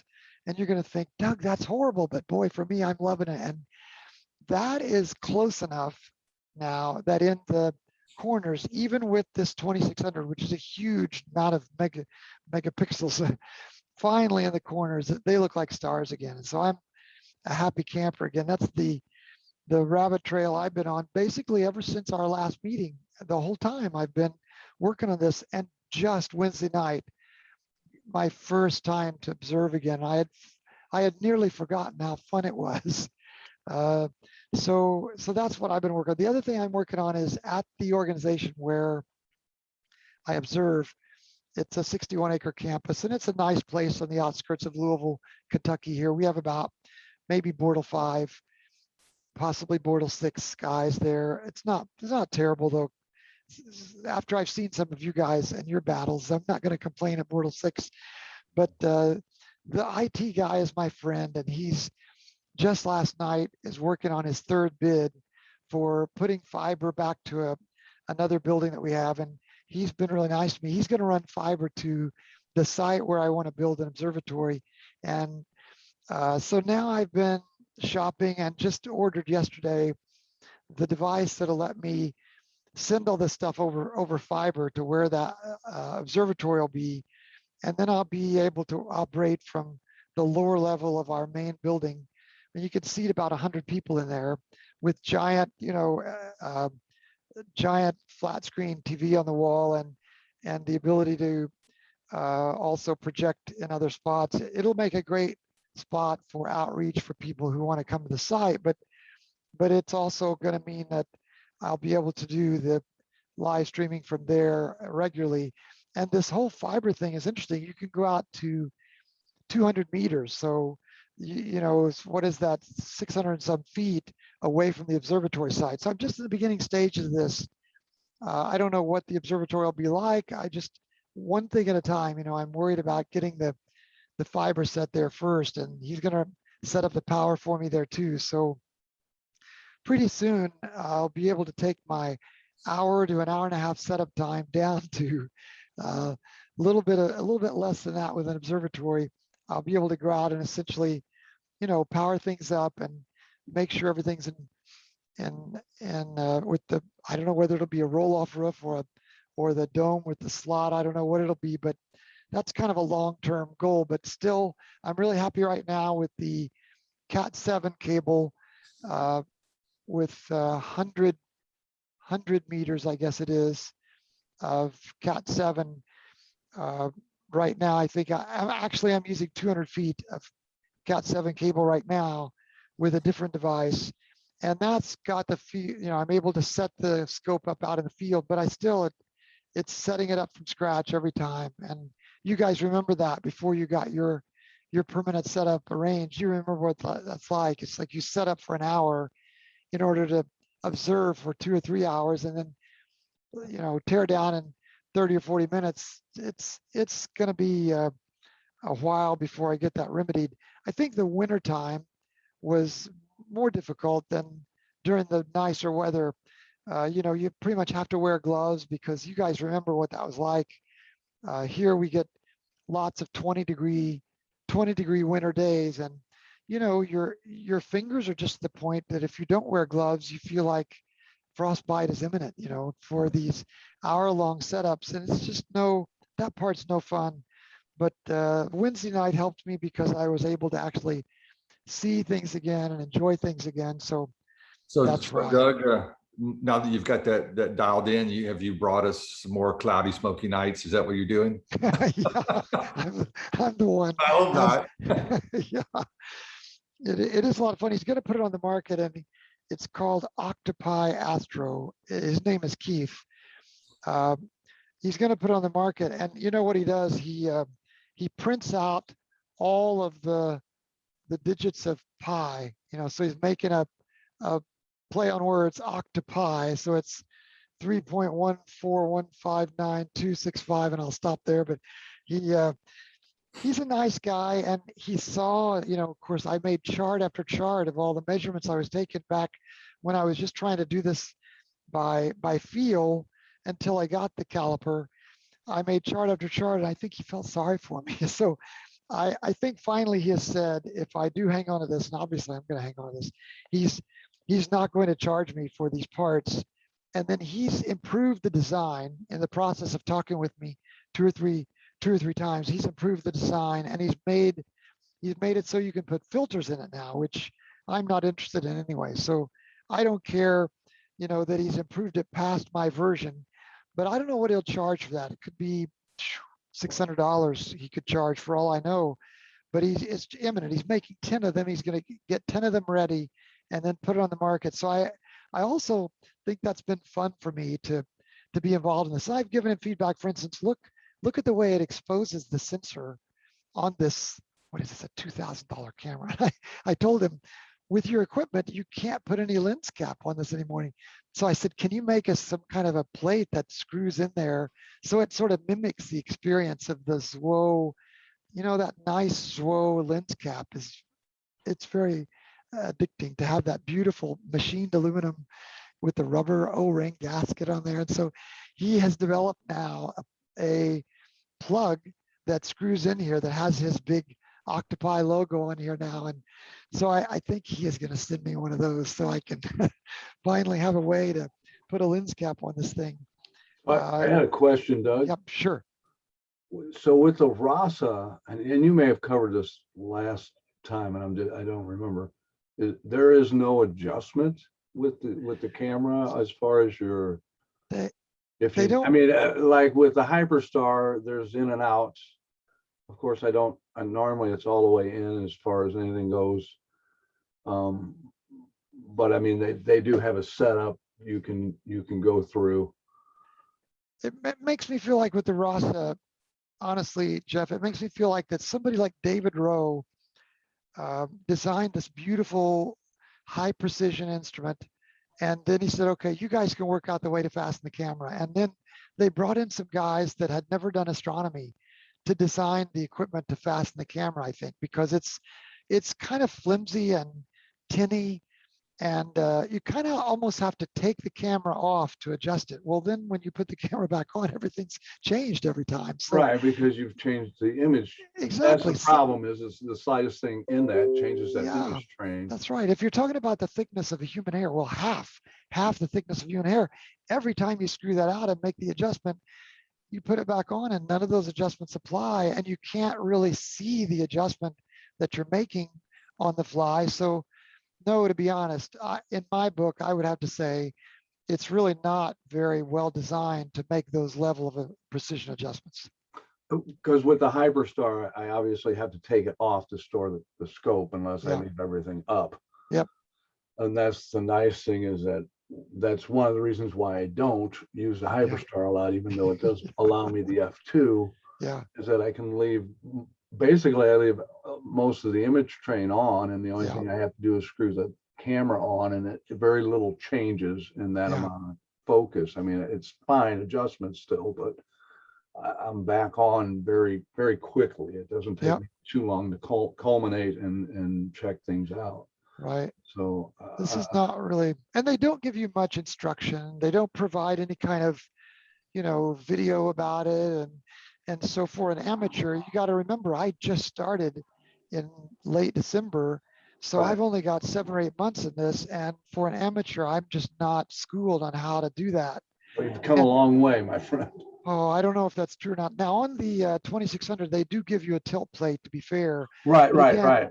very little instruction, and you have to remove the camera to adjust it. So I think this is much better because right there inside the dew shield Right. now, I can make this can do it. adjustment, and then in 20 seconds, I'm looking at the impact in CCD Inspector. I'm looking at the impact of it, and I'm so familiar now with that is muscle memory for me after just those 4 times. So I can do those adjustments and measure now with this caliper after just one night Right. out with it. It was so easy to learn that process. It's much better than the original design on the Rasa. Okay, thanks. Well, thanks, Doug. Just what do you think made the biggest difference in getting rid of the elongated stars in the corners? Was it the in and out, or was it the two angle, or can you tell? No, I think it was a combination of both. I think everybody that I talked to on cloudy nights, they all said it was the in and out. It was the back focus. They would look at my images and they'd say, yeah, that's a problem with back focus. So maybe that's true. And I've got the charts, maybe you've seen my post about that. I don't know. I think probably the truth is it's both. Getting the back focus in the right zone and then adjusting that tilt. I think that was both. Boy, you guys are lucky though, because it looks like you don't have to worry about that with your scopes. Is that right? I mean, this is just a Rasa problem. I've had the issue. I think it's a most camera, of the the time full on my frame. camera. Yeah. Sorry, go ahead, Kim. Oh, sorry, Jeff. I was just saying, I've seen the issue of elongated stars in the corners, but other times it's fine, and I don't quite know what's going on there. Okay. That's all I had to say there. Yeah. You're going to say, Jeff? I think a lot of times that's a full frame camera, isn't it? It is 26. APS-C. Yeah. So I know with the bigger frame cameras, they put that tilt on there. You're right. More so than the back focus. Because it's showing you all the way out to the corners. You're right. Right. And I was just bringing up some pictures I had with the Hyperstar and just to double check. And I've never really, when I'm doing EAA, I don't look at that a whole lot as far as the edges because I'm focusing. But I was checking, and I don't really have that in any. Yeah. So I think a lot of it, and Starizona takes a lot of that guesswork out for you as far as that goes. And of course, they have the little filter slide magnetic thing, which is great. Yes.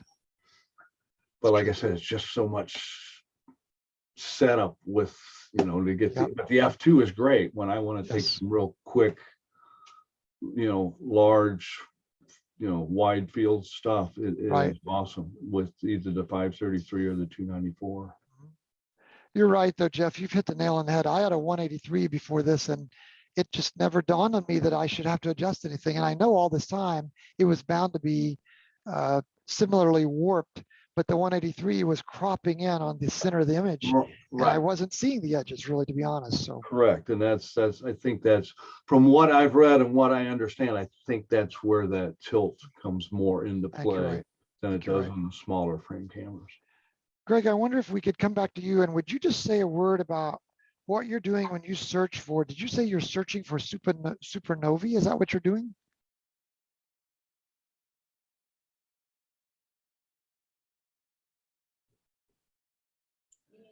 Yeah, thanks. Thanks, Doug. Yep. For those of you who aren't aware, a supernova is basically a exploding star. It's a star which has reached the end of its life, and they come in largely two flavors: supernovae type 1 and supernovae type 2. And so the good thing about a supernova explosion is that they're so bright, generally brighter, there's more energy than the light in the galaxy that they're sitting in. They become bright enough for amateurs like myself to actually see them. And so I can point my 14-inch telescope at any number of 5,000 galaxies in a year. And I'll take a bunch of images of each galaxy and keep them as a library. And then in a week or two, I'll go back and I'll take another image of the same galaxy. And what I do then is I compare the previous image with the latest image of the galaxy. And what I'm looking for is a new star. And if you can imagine Clyde Tombaugh back in 1931, when he was 1930, even prior to that, he was doing the same thing. He was taking images of the Milky Way looking for Pluto. And he would just blink his photographic plates. And if there was a new object there, it would blink on and off. And that's basically what I'm doing. And the nice thing about an amateur astronomer is that you get to contribute back into science. So I've discovered 15 myself over the last 10 years. But that's not very many compared to some amateurs. But I'm a part of a team of Australia, New Zealand based guys. There's 4 or 5 of us, and we call ourselves the Backyard Observatory Supernova Search Team. And between our main discoverer in New Zealand, he lives on a dairy farm with 2 large telescopes, 2 14-inch telescopes, and then a couple of other chaps and myself here in Brisbane. And we've discovered about 195 altogether over the last 10 years. So it's much harder to find them these days and be the first ones to find them compared to the photographic surveys run by universities out there. But about 3 or 4 years ago, as an amateur-based group, self-funded amateur-based group, we were about the top discoverers in the world for new supernovae as amateurs. And we've since been overtaken by the automated surveys. But there's a couple of interesting ones. We've had Hubble Space Telescope use one of our targets as a target of opportunity and actually stop what it was doing and point at the new target to say, this is worth getting some new data on. That's just so we actually, cool. We interrupted the Hubble Space Telescope. We've had a number of discoveries that have ended up being used by orbiting telescopes apart from Hubble, gamma ray telescopes, other things have been used to get data. The nice thing about this is that I love color imaging, but my deep satisfaction comes from finding something no one else has found before. And then we get online with because we've developed online relationships with a number of universities now from South America, North America, South Africa, China, Japan, where we can just email them and say, hey, we found this new supernova, and they'll actually point their larger telescopes to get a spectra to confirm it. So much of that's dropped off in the last couple of years for various reasons. But now we're doing some follow-up work with 2 fronts. I mentioned Ohio State University. I volunteer my time when I can to Ohio through their assassin team, which has got number of automated 1 meter telescopes around the world, and they'll take some preliminary data where they think there is a new supernova. So then they alert me. I go and use my telescope to confirm that, yes, it is a supernova. And then the science starts after that. And if science is done, then my name gets attached to the That's fun. papers that come out. So that's with Ohio State University, and I'm doing something with Purdue University now through one of their researchers there. And this will be where I'll be helping them do follow-up work on light curves for supernovae which have exploded. And you can follow them over 6 months and actually chart their light curves over time. Wow. So myself and another one of my boss colleagues is set himself up, and he's just starting to do that sort of work as well. So we're doing less of the initial discovery work, because there's plenty of these things being discovered by automated searches these days. But we're getting more into the follow-up work to help with some of the follow-up data. And Fun. again, we get our data gets used in science papers, and that's where we get our satisfaction from. It's amazing. I've been hearing about these giant field cameras that they're so wide, and that's automated to search. So I wondered how this, do you have any pictures of any of the kind of the 15 that you've discovered that you could show us, Greg? It's kind of neat to think about. We're going to look at something that you discovered out there in the sky. How long do they light up? Is it a month, or how long do they stay lit up? Well, generally, once they explode, you can detect them with amateur-based telescopes for 6 to 12 months sometimes. Wow. What I'll do is, the best thing to do here is, do you want me to share my screen again? Yes, please. Now, share Sorry, screen. I've got to sign off, guys. It's Okay, Brian. be nice seeing everybody, and Thank you.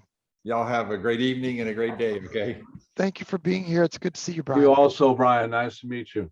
See By you the way, next- John stepped away there, but it's nice to have John with us. I don't know if you pronounce his name Kotko, something like Kotko. He's in California, so it's 4:50 a.m. for him. But John, thanks for coming. You don't have a scope. You don't have a scope running there, do you? Yeah, I actually got, can you hear me? Yes. Okay. I just have my old Zoom LZ8. I've still got the RASA and the CEM40 on order right now. Uh-huh. But I got a picture of Jupiter here. Yeah, if you would just hang on just a second. We're going to look at Greg's at a supernova he discovered. Okay. And then if you can be ready there, we'll come to you. Is it Kotko or Kautko? Kautko is Kautko. best. It's a Ukrainian name, so it probably has a lot of accent in it if you pronounce it correctly, Okay. but we're Americans, so we butchered it a bit. Sorry, Greg, I didn't mean to put you on the spot, but so when you do these supernova searches, are you using a proprietary kind of software for that? I'm using the Sky X that you were looking at before. Okay. It allows me to automate all this, plus automation program that controls the camera and the telescope called CCD Commander. Uh-huh. And then Maxim DL for controlling my camera. Now, can everybody see my screen? Yes. Okay, so this is basically my SmugMug page. And I'm just looking here. This is the first one I discovered. Now, what you're looking at there is a very faint galaxy, IC 4901, I think. That's my first discovery back in 2011. I forget the distance to that galaxy. But as you can see, it's just a spiral, very faint spiral, but that was the first supernova I found. Now, that was there probably visible for 6 months. That's a fairly bright one. It is. Pick another one here. This one, smaller galaxy further away again. Wow, look at what Just you trying to picked think. out. I mean, That looks like a double nucleus, yeah. but it's not a double nucleus. What I picked out looked like a double nucleus, but there's no extra star there. That is careful observing. I'm here to tell you that is careful observing. It's the same one, different galaxy. Again, that's a supernova, that little bright object there, brighter than the nucleus of that whole galaxy itself. This galaxy NG7298, that's probably a couple of hundred light years from us. Wow. That's another one that they're not much to look at. I tell you, they're not much to look at. But these galaxies, when you get to image them, you think, wow, that's 500 million light years away. And I've managed to go and image that from a suburban backyard, Yeah. which has probably got some light pollution. As I flick through these, you don't need to see them all, but you can just see how faint they are. Yes. And so these are all in Fascinating, Greg. these are all now, this one here, when was that? 2018. That was one of my last ones. It's fantastic. You can see that galaxy there, pretty spiral galaxy. Well, that star isn't there. Now, again, what I'll be doing is I'll be following up on these as more discoveries are made. And this is M61. Oh, this is basically the one I showed you before. That's the supernova there with some markers, and that's it there without the markers. Wow. You know, Greg, we have deep respect for you because this is painstaking, careful observation, and well done, brother. It is. It is a very big accomplishment. It's very painstaking, but it's very, very satisfying though. Yeah, for sure. Well, let's jump over to John. John, we are eager to see what you've got for us there in California. You're in Redwood City, aren't you? Yeah. And what equipment are you using tonight? Well, I've got my old Zoomel Z8 manual Dob. The RASA and the CEM40 are on order right now, but I did get my 183 camera, which has a bigger, wider field of view, easier to find the planets and keep them around. I'm just trying to see if I can share my screen really quick so you can see what I got. And you're out in your backyard, or? I'm actually in the front courtyard. Okay. So I don't know if you can see this. Oh my, that is good. So it's really hard, obviously, because with Jupiter, the main planet whites out in order to see the moons. But if I turn the game down, I was trying to see the bands. It's very hard. Yeah. It's about to go behind the house here, so I'm getting pretty close. But we have deep respect for you that you're doing all this on a Dob without any kind of tracking. You're having to manually nudge this, aren't you? Yeah, it's a pain in the butt. It was actually fun back in December for the conjunction because I could get Jupiter and Saturn within the same frame on a 224 MC, which is relatively small. But and I did a Zoom call with my with friends and family. And we had it was kind of fun, but I had to keep going back and forth on the gain in order to see Saturn and see the moons. Right. The other hard part is because the Dobbs eyepieces are at an angle, figuring out the right orientation of the camera so that it matches your movements. Shoot, I just lost it. It's below my horizon. So how high is this above for you? It's probably 30 degrees. It's not great. I thought it would be higher because it's been coming up now around, 9-10 o'clock. It's been rising in the east, but then it Hey, John, where are you located? I'm at zip code 94065, about halfway up San Francisco Peninsula. Redwood San City. Francisco, right. Okay, fine. That's why it's still dark. Right. So that's Ganymede, Europa, Io, and Callisto in that order. And I'm dealing with my focuser too. God, it's just hard because I touch, it's got a nice 2-speed focuser on it, but as soon as I touch that thing. Yeah. Ganymede, Europa, Io, and Callisto in that order. Ganymede, Europa, Io, and Callisto. That's fun. So that's my contribution for the night. That's awesome, John. As simple as it is. I would be nice to be able to get the bands of Jupiter, but it's just. Yeah. We have deep respect for you. I mean, this is the way. Oh, there you go. I mean, that's, again, that's about as good as we're going to get. I think I'm seeing the giant red spot that's left there. It's gotten a lot less obvious, hasn't it? Yeah. So I'm using ASI Live on my MacBook right now. I bought the ASI Air Pro. I played with it a bit. I've got it hooked up to my neighbor's old Meade DS 2090. It's a very old low end. Yeah. Go-to scope, if you can call it go-to, I'd put that in quotes. Yes. It kind of goes somewhere. every time. And I don't hilarious. see much, and How the bad? tracking is just abysmal. It's like, shaking all over the place. That's hilarious. I How can't. bad is smoke for you right now? That was, I posted a photo, or replied to Doug's email on the group just to show a picture out our backyard. So it's been really clear until yesterday. It started getting smoky. Oh, So yeah, it's a couple of years ago when we had the big fires that were in the area here. It was bad. We had to stay inside. wow. Not a lot of fun. So I think I just lost it. That's Well, okay, John. We that was it are for me. set to wrap up anyway, but Yeah. John, thanks for sharing that. Did Gang, you Yeah, that was awesome. just before Yes. you go, did you want to Yes. see NGC 6726 from the Southern Hemisphere, guys? quickly, yes, let's do that. Quickly? We are at our 2-hour Quickly. end, and I know I want to be good to guys with our commitment to sign off at 8. But yes, all of us are at different stages, and There I we go. think, Greg, we are just acknowledging you. Nice. You are 20 years into this. This is beautiful. How's that? You see that all right? Yes. It's awesome. Yeah, I've been doing it for 20 years. I'm a slow learner, guys. No, you're advanced. So you can see here, this is a particularly beautiful part of the sky. I don't know if you've seen much of Yes. this one. This globular cluster here. You've got this double star nebulosity. I think this is variable. It varies brightness. You've got a double star here. You've got a Beautiful. dark lane through the middle there. I've got a dust donut I've got to get rid of on my imaging system. Yeah, Yes. it's very pretty. So this is again NGC what? NGC 6726 in Sagittarius, near the teapot in Sagittarius. 6726. Yes.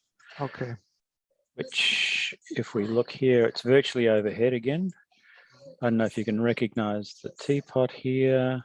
Oh, Probably a yes. bit hard. And I know you do want to get going, but just trying to find something to show you where the teapot is in Sagittarius. Not very easy, sorry. That's Look, okay. don't worry about it, given that, anyway, I just thought I'd show that to you because it's a It particularly is. beautiful part of the sky. It this is one. beautiful. So many stars. Different So- colors. Thanks, guys, especially for Australia, for showing up. And Kim, thank you for making sure you recruited some great colleagues here, so that at least one person would have clear skies down there in the great down under. We're so happy to meet you. I hope we can continue to grow down there. For all the times we've been insensitive to you, please forgive us, because we really do value you as great friends and colleagues. We really do. But for the times that we forget, please forgive us. And you help us now to bubble up the great Aussie frontier there. So thanks so much for showing us the South sky that we never see.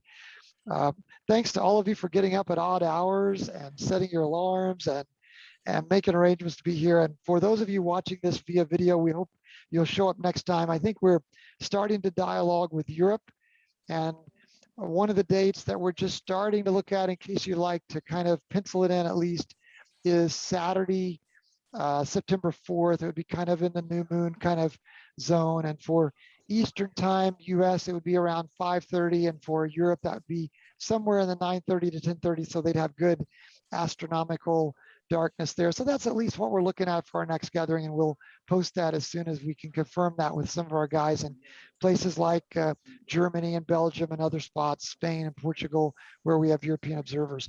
That's what we'll shoot for next time. Until then, we'll definitely be seeing you on cloudy nights. And it's great to get to know some of you as friends instead of just a cryptic little username on a forum. Take care. Have a good evening. You too, guys. Cheers. Thanks, See you later. Doug. Appreciate all of Thanks, you. Doug. So, Thank you all. cheers. See you all. Appreciate you. Good night.